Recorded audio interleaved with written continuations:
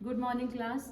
अभी जो हम टॉपिक करने जा रहे हैं, हमने एक्यूट क्रोनिक रीनल फेलियर कर लिया, क्रोनिक भी कर लिया, एक्यूट भी कर लिया। अब हम करने जा रहे हैं नेफ्रोटिक सिंड्रोम के बारे में। जो भी मैं आपकी क्लासेस ले रही हूँ वो मैं 8 या 10 मिनट में आपका पूरा टॉपिक कवर कर रही हूँ। कोई भी टॉपिक मैं आपको पढ़ा रही हूँ तो ये आपकी जो नेफ्रोटिक सिंड्रोम है इसमें भी आपने ध्यान से देखना है कि क्या है। जो नेफ्रोटिक सिंड्रोम होती है उसमें एक किडनी का डिसऑर्डर है। पहले आपको पता होना चाहिए कि किसका डिसऑर्डर है। किडनी का डिसऑर्डर है। और इसमें क्या होता है, जो हमारी किडनी में ग्लोमेरुलाई होती है, जो हमारी फिल्टर करती है यूरिन को, जो हमारी फिल्ट्रेशन का काम करती है, वो यहाँ पे क्या हो जाता है, इसका पूरा डैमेज हो जाता है। ठीक है। जब हमारे पास जो ग्लोमेरुलाई है वो यहाँ पे डैमेज हो रही है, जो हमारी किडनी में जो हमारे फिल्टर का काम करती है, जैसे कि फॉर एग्जांपल हम घर में चाय बनाते हैं तो चाय की जो कुन्नी होती है वो एक फिल्टर का काम कर रही है। ठीक है। तो वैसे ही किडनी में जो ग्लोमेरुलाई होती है वो एक फिल्टर का काम करती है। अगर ये फिल्टर ही हमारे पास डैमेज हो जाती हैं तो इसमें क्या होता है, बहुत से अमाउंट में जो प्रोटीन होती है हमारी, जो बहुत सारे अमाउंट में क्या होती है, जो प्रोटीन होती है वो ऐसे लीक करना शुरू हो जाती है। जब प्रोटीन हमारी ग्लोमेरुलाई से लीक होना शुरू कर जाती है तो क्या हो जाता है, इसका फर्स्ट सिम्टम आता है, that is known as a proteinuria. यानी प्रोटीन अब हमारे यूरिन में और आ जाता है। क्लियर हो रही है बात। तो नेफ्रोटिक सिंड्रोम में पहला आ जाता है प्रोटीन्यूरिया। अब देखो प्रोटीन कौन सी मेनली जाती है, प्रोटीन ज़्यादा जाती है हमारी एल्बुमिन।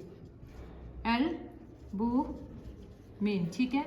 एल्बुमिन हमारी बॉडी की एक ऐसी प्रोटीन होती है जो हमारी बॉडी के ऑन्कोटिक प्रेशर को मेंटेन करती है।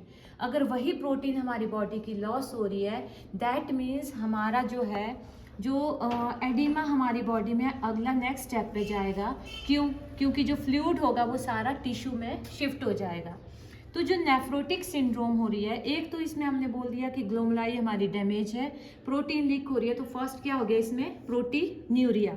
सेकंड मैंने बोल दिया कि कौन सी प्रोटीन मेनली आपकी एल्बुमिन जा रही है, तो सेकंड क्या आ गया आपके पास, हाइपर एल्बुमिनिया। ठीक है। अब इसके बाद थर्ड आ गया आपके हमारे पास एडिमा। एडिमा इसलिए आप बोला हमने, क्यों? क्योंकि जो भी फ्लूइड होगा हमारे पास वो मूव कर जाएगा हमारे टिश्यू में और जो कॉज कर देगा हमें एडिमा।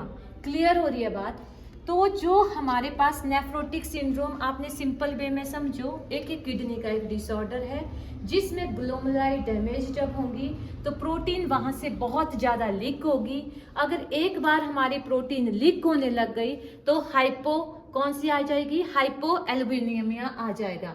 और अगर प्रोटीन लीक हो रही है, एक सिम्टम आ गया प्रोटीन्यूरिया, हाइपो एल्बुमिनिया, और तीसरा आ गया लिपिड का जो अमाउंट होता है हमारी बॉडी में बढ़ जाएगा। तो थर्ड सिम्टम आ जाएगा इसमें हाइपर लिपिडीमिया। ठीक है, समझ आ रही है बात। थर्ड सिम्टम आ जाएगा इसमें हाइपर लिपिडीमिया।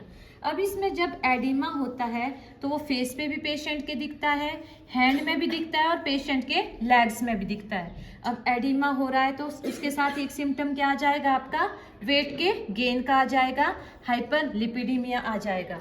समझ आ रही है बात इतनी। अब मैं इसको थोड़ा सा ब्रीफ में बता देती हूँ।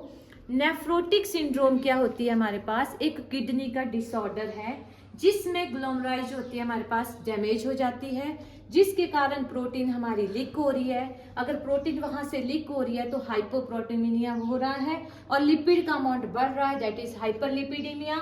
और इसमें आपने एक चीज का ध्यान रखना है कि एडिमा भी हो रहा है। एडिमा आपके फेस पे हो रहा है, आपके हैंड पे हो रहा है, आपके नेक पे हो रहा है, वेट गेन हो रहा है। ये आपके एग्जामिनेशन पॉइंट ऑफ व्यू से मोर देन सफिशिएंट है। जब आपको एग्जाम में आपने लिखना है तो सिंपल सा लिखो, एक किडनी का डिसऑर्डर है और 3 सिम्टम इसके मेन है। बाद में आ जाता है हमारा पार्ट नर्सिंग रिस्पॉन्सिबिलिटी की तरफ। तो देखो नर्सिंग मैनेजमेंट में हमारा काम है इसमें डेली पेशेंट के वेट को चेक करना कि वेट गेन तो नहीं हो रहा है ज़्यादा, इनटेक आउटपुट को मेंटेन रखना, एडिमा को मेंटेन रखना।